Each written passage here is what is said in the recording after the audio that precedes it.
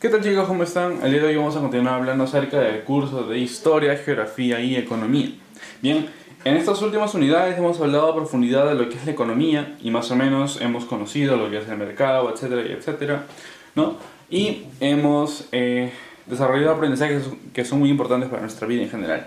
El día de hoy vamos a hablar acerca de un tema que también es muy importante, pero ya se desvincula de lo que es la economía. Y creo que ustedes ya lo sabían. Vamos a hablar acerca de historia. ¿Ok? Estamos hablando de el mundo a inicios del siglo XX. No vamos a tocar historia del Perú aún. Sin embargo, antes de arrancar con la historia del Perú, que va a ser durante varias unidades, bien, vamos a empezar acerca del mundo. Porque para entender al Perú, tenemos que entender qué es lo que pasaba en el mundo durante esas épocas. Entonces, vamos a empezar con el siglo XX, bien, una pequeña introducción y luego ya continuaremos en los siguientes meses. Empezamos. El mundo a inicios del siglo XX. A ver, hacia 1900 ya se habían configurado los principales elementos del mundo moderno. Bien, vamos a empezar a clasificar. Tenemos el mundo moderno. Las naciones-estado, los países, se habían convertido en el mayor éxito para controlar los territorios. Hablamos de control y hablamos de territorios. Además, se dice que se desarrolla la industria, ¿no? La industrialización. ¿De quiénes? De las potencias. Y la definición económica de Latinoamérica, África y Asia. A ver, esta definición yo creo que es bastante correcta y nos va a ayudar un poco a entender qué es lo que pasaba, pero para eso tenemos que, ya sabes, desmembrarlo, ¿no? Empezar a deconstruirlo. Dice, hacia 1900, es decir, a inicio del siglo XX, ¿no? ¿Cómo es que se estaba configurando? Estábamos empezando ya el siglo XX aquí. Ya se habían configurado los principales elementos del mundo moderno, es decir, todo lo del mundo moderno tal y como lo conocíamos, quizá en gran instancia o en mayores consecuencias, ya lo conocíamos. ¿Por qué? Porque ya todo se había configurado.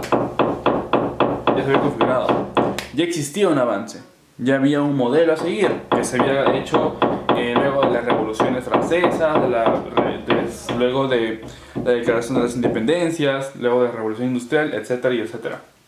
Ya teníamos un modelo económico que era el capitalismo, ¿no? Que ya más o menos lo conoces, ya le hemos hablado de eso, ¿no? Teníamos acerca de la burguesía, este grupo que accedió a poder político más adelante, esto ya lo sabes, ¿no? Y se conformaron lo que son las naciones-estado, es decir, los países, ¿no? En una sola nación, en un solo territorio, un grupo de gente que comparte costumbres, culturas, etc. ¿Qué había hecho? Había configurado su propia manera de pensar. Había configurado ¿qué cosa? Sus propias leyes. Habían conformado ¿qué cosa? Una constitución.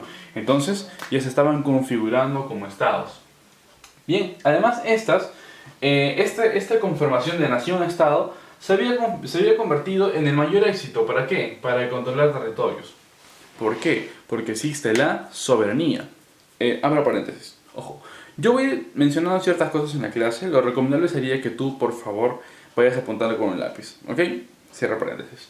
Entonces, ya se había conformado, ya existía la soberanía. Y la soberanía te da ¿qué cosa? Control de tus cosas. Control de tu territorio. Y básicamente, las naciones-estado se caracterizaban por mantener la soberanía al límite. Entonces, además, ¿qué había pasado? Se desarrolló la industria. Esto es muy importante, ¿no? La industrialización, como lo puso por aquí. ¿Qué es la industrialización? Es cambiar la base de nuestra economía. Dejar de tener una economía muy extractiva, ¿no? Basada en por ejemplo, en la minería pura, en la agricultura pura, en la ganadería, y convertir cosas, utilizar la materia prima y convertirla y transformarla en nuevas cosas. Muy bien, por ejemplo, esta pizarra no siempre fue pizarra, en algún momento tuvo que ser madera, pero alguien la tuvo que transformar. Entonces, este proceso de transformación, de industrialización, fue lo que le dio el empuje necesario a estos países para que se convirtieran en las próximas potencias mundiales. Recuerda, primer proceso de industrialización, la revolución industrial que se dio en Inglaterra. ¿Te acuerdas que hicimos ese tema? ¿No? Y además también ya tenemos la definición económica de países o de zonas, ¿no? Las agrupaciones entre países como son Latinoamérica, África y Asia. Primero, Latinoamérica, la situación de Perú. ¿Qué había pasado con los países semejantes a Perú? Se estaban conformando ya no como países industrializados. la revolución industrial no los había tocado a ellos. Ellos estaban en otra línea de desarrollo. Bien, las potencias iban por acá y Perú y Latinoamérica iba por aquí abajo, más o menos siguiendo otra línea. Entonces, el desarrollo era distinto. Ellos no tenían industria. Estaban desarrollando ¿qué cosa? La exportación, la importación, la agroexportación, la exportación de minerales. Entonces, estaban desarrollando esa postura y más o menos su definición económica iba por ese lado. Lo mismo con África. En África los minerales, ¿no? El petróleo, los metales preciosos, que son muy importantes, sobre todo por las potencias, ¿no? Y en Asia estaba saliendo de tener una composición feudal en la que la agricultura era la base económica, ya no era tanto la agricultura, estaba transformándose. Pero ¿hacia dónde iba? ¿Iba hacia la exportación, hacia la agroexportación como Latinoamérica y África? ¿O estaba yéndose hacia la industrialización? Aún estaba marcando ese territorio y así fue como empezamos el siglo XX. ¿Muy bien?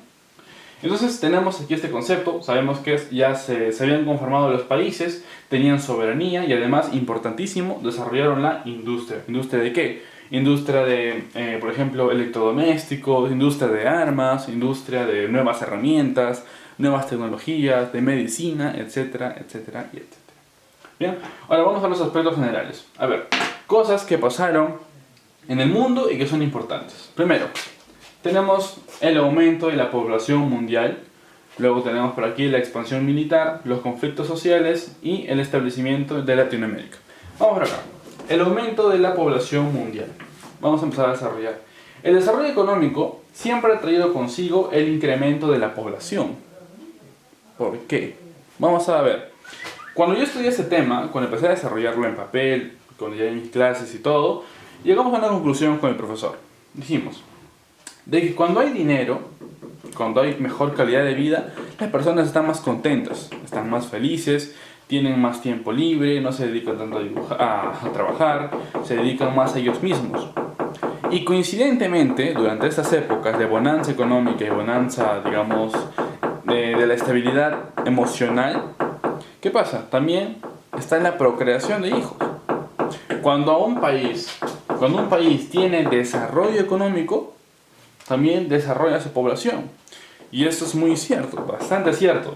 Regresamos a la primera revolución industrial. Inglaterra desarrollaba la agricultura. Había desarrollado el sistema de campos cerrados, no sé si te acuerdas, ¿no? En el cual se explotó bastante la agricultura, hubo dinero para todos, entre comillas, ¿no? Los más pobres tenían un poquito más de dinero, pero eso era un avance, no tener nada era un avance. Entonces, tenían cierta estabilidad las clases medias, ¿no? Las clases medias bajas. Entonces esto permitió ¿qué cosa? Que se incremente también la población, tuvieron más hijos, ¿no? Y este es un pensamiento que hasta el día de hoy se tiene. No sé si te has dado cuenta que hay personas, bueno, no es que hasta el día de hoy, sino es que se tenía hasta hace unos años, ¿no? Ahorita se ha invertido, las personas que más dinero tienen son las personas que menos hijos tienen también, ¿no? Un poco ligado con el egoísmo, pero más o menos por ahí va, ¿ok? El desarrollo económico siempre ha estado ligado con el incremento de la población, con el incremento demográfico. Nunca te olvides de esa relación. Ahora, existió una transición. Para el desarrollo económico hubo una transición. Primero, como te mencionaba, la agricultura era fundamental, ¿no? Para la primera revolución industrial. Que se utilizaba durante el siglo XIX, vamos a ver el siglo XIX, como energía, ¿no? Como abono, como fertilizante, es la palabra, como fertilizante para esos campos agrícolas, el guano. El guano. ¿Y quién es el país que más exportaba guano en el mundo? Perú. En esas épocas Perú tenía bastante dinero. ¿Qué hizo con el dinero? Lo malgastó en corrupción, pero esa es otra historia que te voy a contar más adelante. Bien, el guano. El mundo, principalmente Inglaterra, utilizaba el guano. Y Perú, los países de Latinoamérica se hicieron ricos, sobre todo Perú. Sin embargo, llegó un momento en el que ya estaban cansados de extraer el guano. Ese proceso de transporte, ¿no? Era demasiado lento. Y la agricultura no te sostenía ese trabajo. Entonces ellos dijeron, si tenemos el desarrollo económico, podemos desarrollar más tecnología, y con la tecnología podemos desarrollar laboratorios, perfeccionar nuestra química, perfeccionar nuestra física. Y crearon laboratorios y se dieron cuenta que podrían crear nitrógeno. Y con el nitrógeno también sirve ¿para qué? Para fertilizantes. De repente lo has hecho por ahí en química. ¿no? Entonces hicieron esa transición. Dejaron de utilizar el guano y se centraron más en ¿qué? Se centraron en la producción de nitrógeno en laboratorios. Y si ya no compraban guano, ¿qué países se quedaban pobres? Los países que exportaban guanos, el Perú. ¿Qué te contaré después? Bien, entonces tenemos esta relación. El desarrollo agrícola trajo desarrollo industrial, también desarrollo poblacional o demográfico, no te olvides, ¿eh? Además, el nitrógeno se elaboró en laboratorios y se dejó la extracción de guano y salitre, ¿no? Peruano y chileno. Ahí está. Los dos grandes responsables de la exportación de guano y salitre. ¿Ok? Entonces tenemos esto. El mundo estaba compuesto por potencias que se estaban desarrollando de manera industrial. Sin embargo, habían países que todavía se dedicaban a exportar. Aquí están los dos países, ¿no? A exportar. ¿Qué pasa cuando las potencias ya no compran? Estos países que exportan se hacen pobres, ¿ok? Y esta condición sigue hasta el día de hoy. Y vamos para el otro lado.